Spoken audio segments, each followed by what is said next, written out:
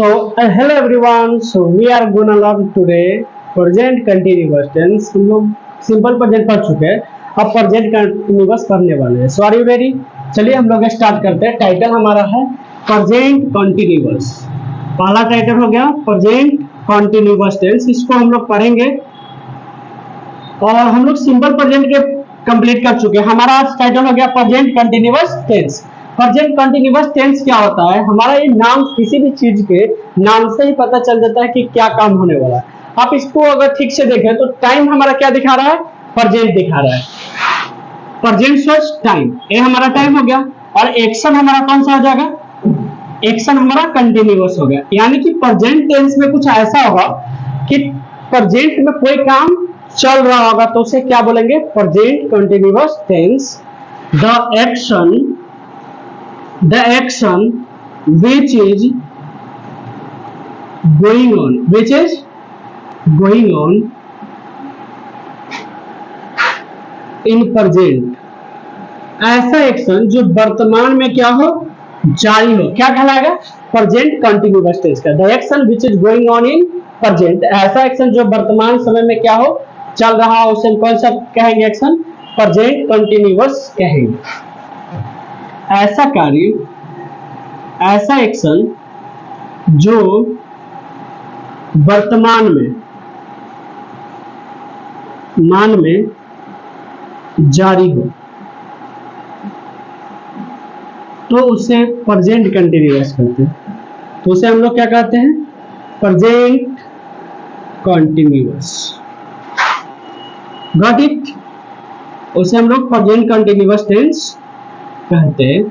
तो हमारा काम जारी होने का मतलब क्या हुआ कि हम लोग इस समय ना काम कर रहे हैं. जैसे मैं अभी पढ़ा रहा हूं तो मैं इसे बोल सकता हूं मैं अंग्रेजी पढ़ा रहा हूं. आई कैन से मैं अंग्रेजी पढ़ा रहा हूं.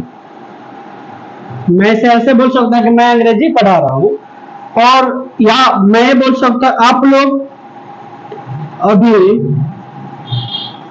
अभी वीडियो देख रहे हैं. आप लोग अभी वीडियो देख रहे हैं. तो इसमें अभी आप वीडियो देख रहे हैं, आपका काम जारी है. मैं अभी पढ़ा रहा हूं, ये मेरा काम जारी है. ओके. सो ऐसा कार्य जो बोलते समय जारी हो उसे हम लोग क्या कहेंगे? Present continuous tense. प्रेजेंट में अगर पास्ट में कोई काम जारी होगा उसे हम कौन सा कहेंगे? पास्ट कंटिन्यूअस टेंस कहेंगे. ओके. तो चलिए हम लोग इसका स्ट्रक्चर बनाते हैं. स्ट्रक्चर क्या हो सकता है? स्ट्रक्चर में सबसे पहले हम लोग देंगे इसके सब्जेक्ट आता है. इंग्लिश के स्ट्रक्चर में सबसे पहले क्या आता है? सब्जेक्ट आता है. तो इसे हम शॉर्ट में एसयूबी बोल सकते हैं, नो प्रॉब्लम. इंग्लिश के स्ट्रक्चर में सबसे पहले क्या आता है? सब्जेक्ट आता है. सब्जेक्ट के बाद वर्ब आता है. तो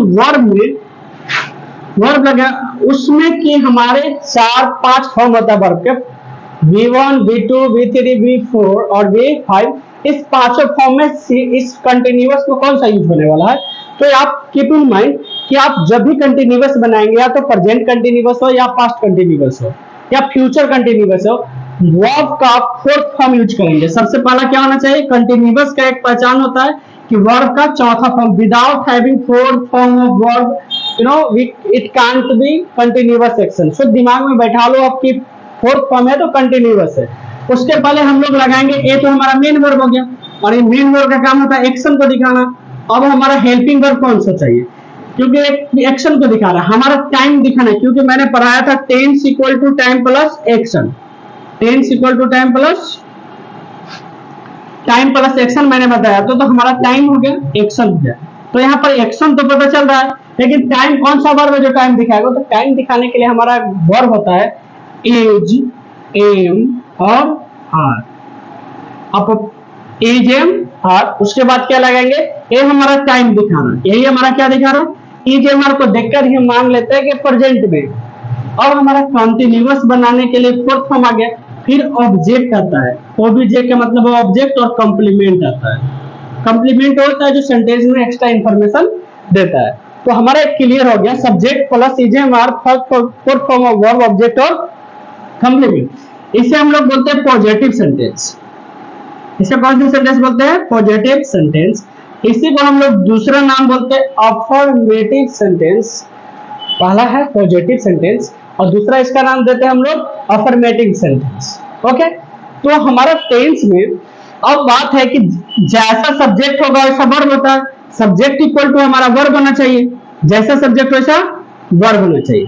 तो इज है सिंगुलर होता है, एम सिंगुलर आई के साथ रिजर्व है, आर क्या होता है प्लूरल होता है। तो जैसा सब्जेक्ट होगा वैसा वर्ब आएगा। तो हम लोग राइट यहाँ पर देखते हैं इज का यूज किसके साथ करेंगे। इज होता है सिंगुलर, इसीलिए हमें इसे सिंगुलर के साथ यूज करना पड़ेगा। जैसे ही के साथ, सी के साथ, ईट के साथ, राम के साथ, हिम के साथ। ऐसा नेम जो सिंगुलर हो उसको साथ उसके साथ हम लोग यूज करेंगे इज का यूज करेंगे। एम जो होता है रिजर्व होता है, एम आई के साथ होता है। एम का यूज केवल और केवल आई के साथ करते हैं। और आर जो होता है प्लूरल के साथ यूज होता है। अगर इसका बात करें तो इसमें कौन सा आ जाता है, वी आ सकता है, यू आ सकता है, दे आ सकता है। एक से ज्यादा पेन होगा तो हम उसे पेन्स बोल सकते हैं। अगर राम एंड अमन होगा तो दो लोग हो जाएंगे, तो इसके साथ हम लोग क्या लगाएंगे, प्लूरल सब्जेक्ट लगाएंगे। क्लियर।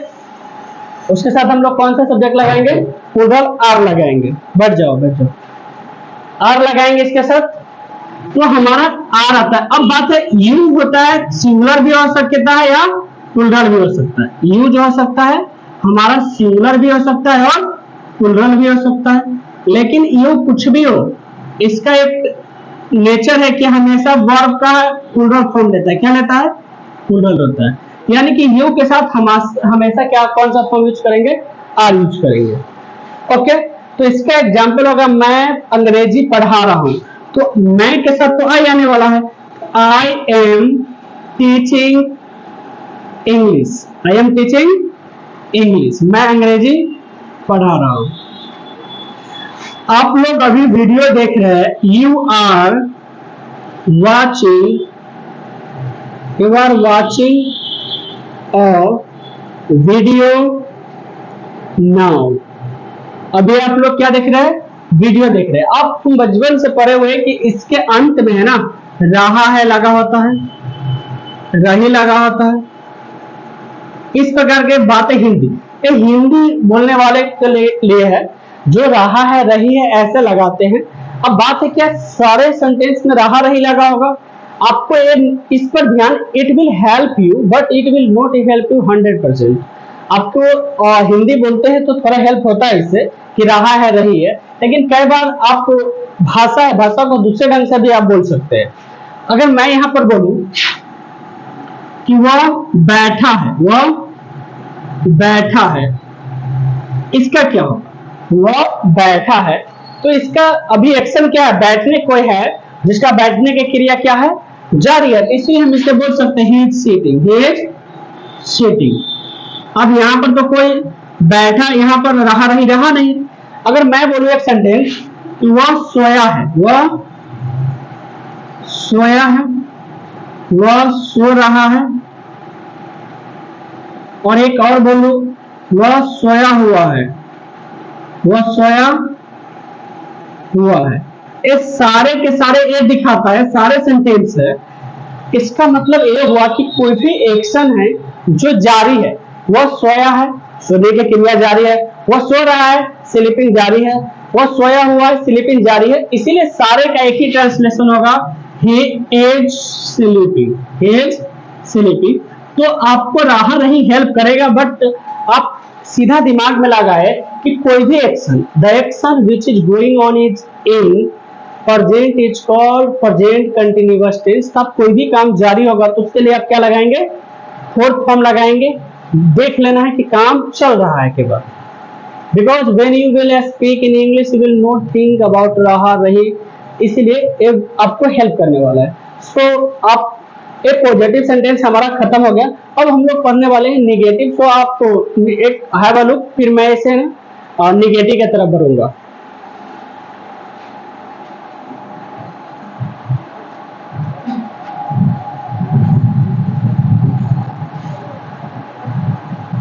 क्या लाई है छोटी,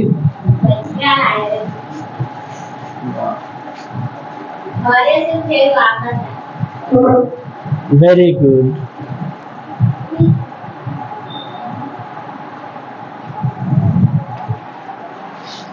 अब हम लोग पढ़ने जा रहे हैं निगेटिव सेंटेंस। हमारा पॉजिटिव सेंटेंस हो गया, अब हम लोग पढ़ेंगे निगेटिव सेंटेंस।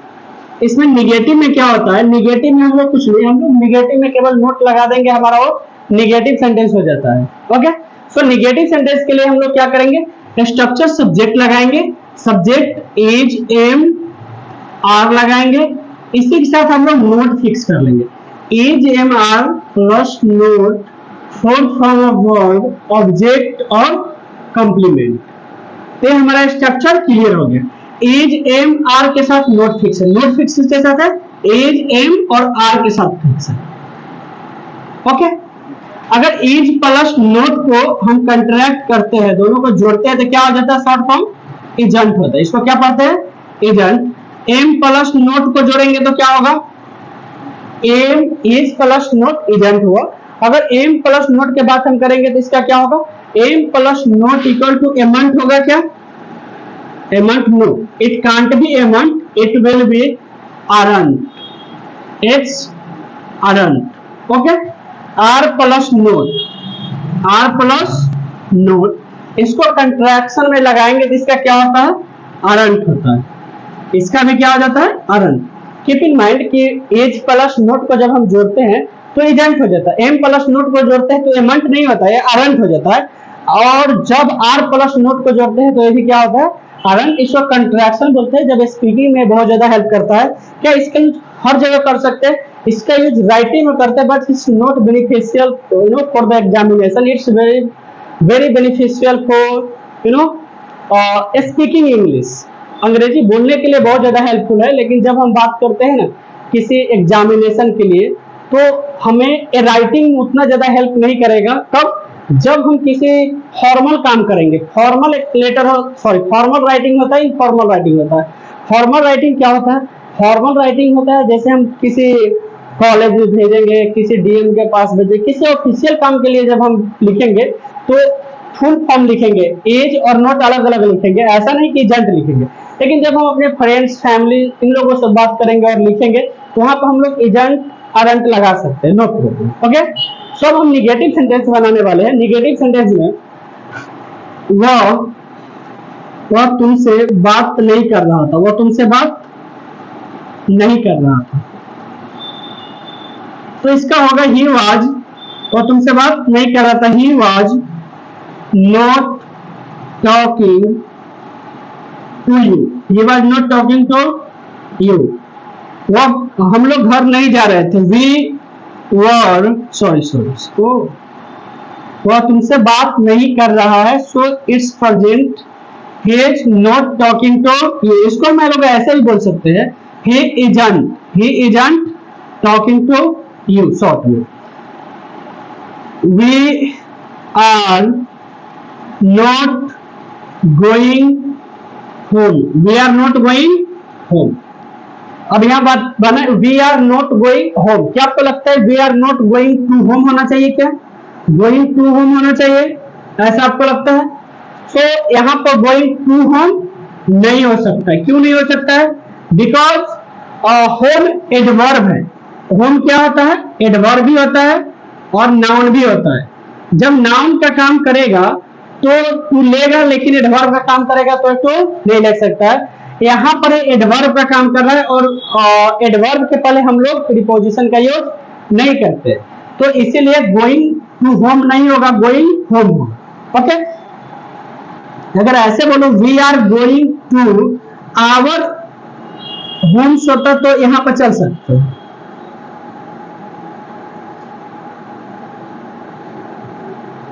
ऐसे अगर हो तो ऐसे में आवर रहेगा तो टू लग सकता है, आवर है तो टू लग सकता है, लेकिन जब केवल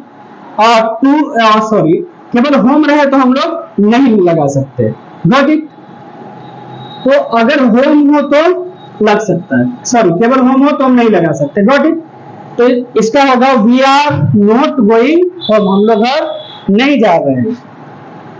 Raju is not, Raju is not calling me, Raju मुझे फोन नहीं कर, Raju is not calling me, Raju मुझे फोन नहीं कर रहा है।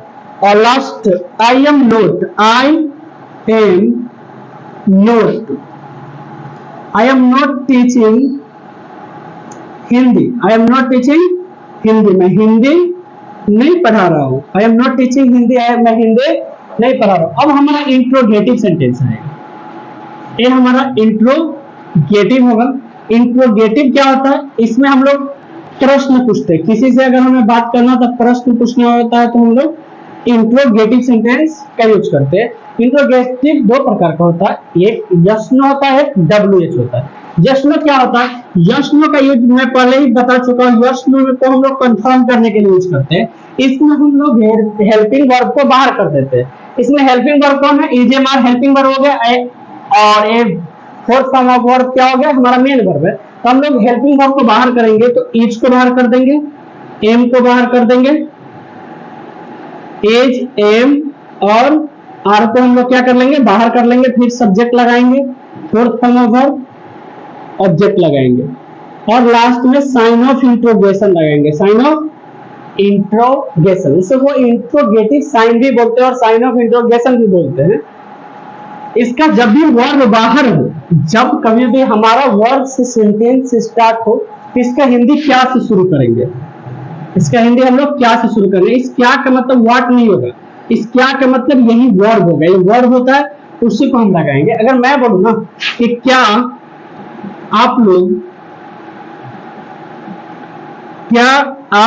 फोन चला रहे हैं, क्या आप लोग फोन चला रहे हैं, तो इसका होगा आर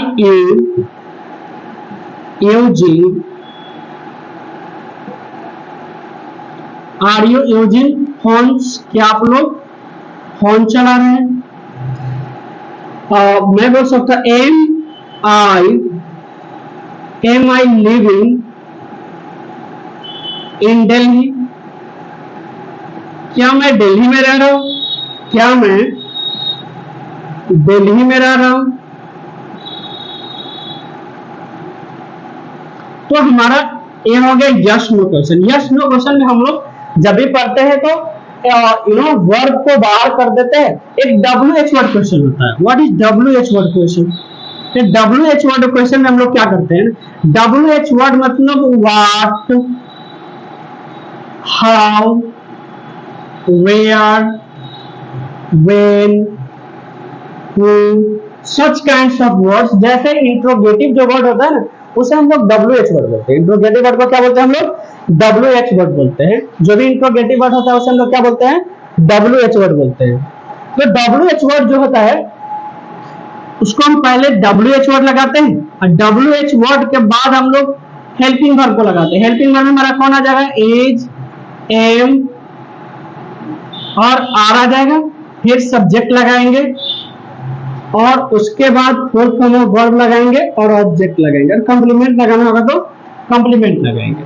जैसे मैं पूछूं कि वह क्या कर रहा है, वह क्या कर रहा है, वह क्या कर रहा है, तो पहले WH वर्ड, इसमें पहले व्हाट लिखेंगे, व्हाट। अब उसके बाद वह है, वह के अकॉर्डिंग इज आएगा। व्हाट इज ही डूइंग, वह क्या कर रहा है।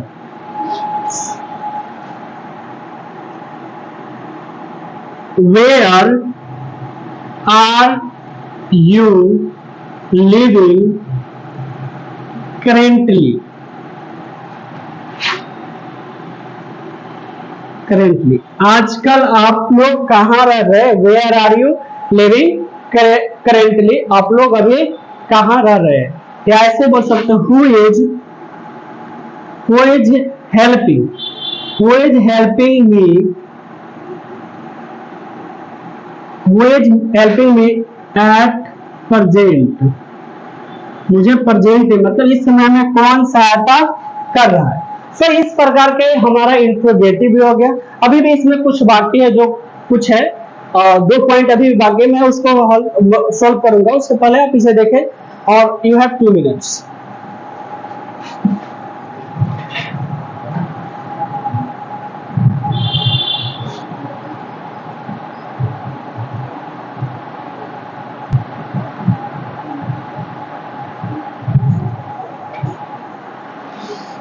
तो अब हमारा एक दो पॉइंट और बचा हुआ है जिसे हम सॉल्व करने वाले हैं। इसमें क्या होता है, नोट डालते हैं। इसमें कहता है some words are used in present continuous। कुछ वर्ड है जो प्रेजेंट कंटिन्यूअस में यूज किए जाते हैं। जैसे हो गया स्टिल हो गया, नाउ हो गया, एट प्रेजेंट होगा, एट प्रेजेंट, या आप बोल सकते हैं प्रेजेंटली,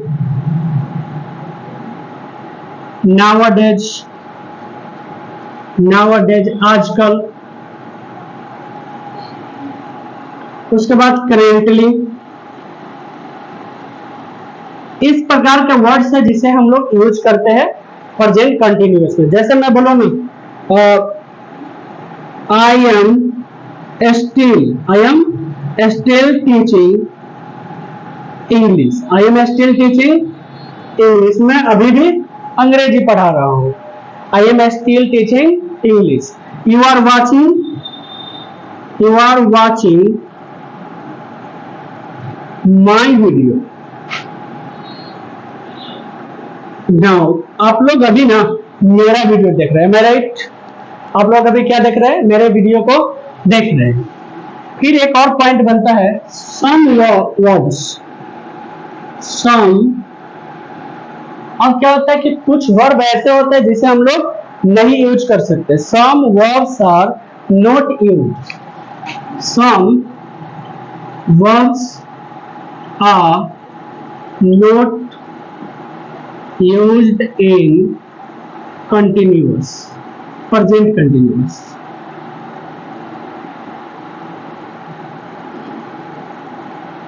कुछ वर्ब है जिसे हम यूज नहीं कर सकते। जैसे आप सी हो गया, लुक हो गया, हियर हो गया, smell, love, hate, like, dislike, think, imagine,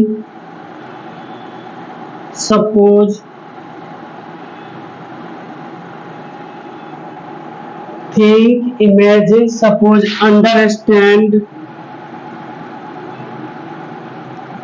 have, own, belong to। इस प्रकार के कुछ और वर्ड भी होते हैं जो जिसे यूज हम लोग नहीं कर सकते, प्रेजेंट कंटिन्यूअस में नहीं कर सकते। लेकिन अगर ऐसा नहीं बोल सकते, I am understanding, I am understanding, अगर हम ऐसा बोलते हैं तो हमारा क्या हो जाएगा, गलत हो जाएगा। इसका होगा, एक गलत हमारा हो गया। इसका होगा आई अंडरस्टैंड, मैं समझता हूं। आई एम अंडरस्टैंडिंग नहीं हो सकता है। या आई एम लविंग यू नहीं बोल सकते, आई एम लविंग यू नहीं बोल सकते। इसको बोलना पड़ेगा आई लव यू। इसको आई एम लविंग यू हम नहीं बोल सकते। अंडरस्टैंडिंग को, लव को, सारे वर्ब को नहीं यूज कर सकते। आई सीइंग यू नहीं हो सकता, आई एम सीइंग यू नहीं हो सकता है, आई सी यू होगा, आई सी यू। ये सारे वर्ब ऐसा है, ये सब नॉन एक्शन वर्ब, इसमें एक्शन नहीं होता है। इसमें कोई भी आप देखने के लिए किसी चीज को लिए एक्शन नहीं करते। अंडरस्टैंडिंग ये सब नेचुरल प्रोसेस है, तो आई सी यू होगा। अगर इसका सी का मीनिंग बदलना, सी मीन्स एक मीनिंग होता है मूवमेंट, एक होता है देखना। जब देखना का मीनिंग होगा तो फोर्थ फॉर्म में इसका कंटिन्यूअस में यूज नहीं होगा, लेकिन मिलना हो, जैसे I am seeing you tomorrow, I am seeing you tomorrow, तो यहाँ पर ये सही हो सकता है क्योंकि मैं आपसे कल मिल रहा हूं, तो ये हमारा सही हो जाएगा। तो चलिए हम लोग यहीं पर खत्म करते हैं प्रेजेंट कंटिन्यूअस को। अगला हम लेकर आ रहे हैं प्रेजेंट परफेक्ट। इस प्रकार से हमारा टेंस का जितना भी सीरीज है, मैं सारे सीरीज आपको पढ़ाने वाला हूँ। जो भी होता है पूरा कंप्लीट पढ़ाएंगे टेंस को। उसके बाद हम लोग वॉइस पढ़ेंगे, नारेशन पढ़ेंगे, जितने भी टॉपिक्स है ग्रामर के सारे को पढ़ेंगे। So it's all for today. Till then, keep laughing, keep smiling. Have a nice day. We will meet in next video.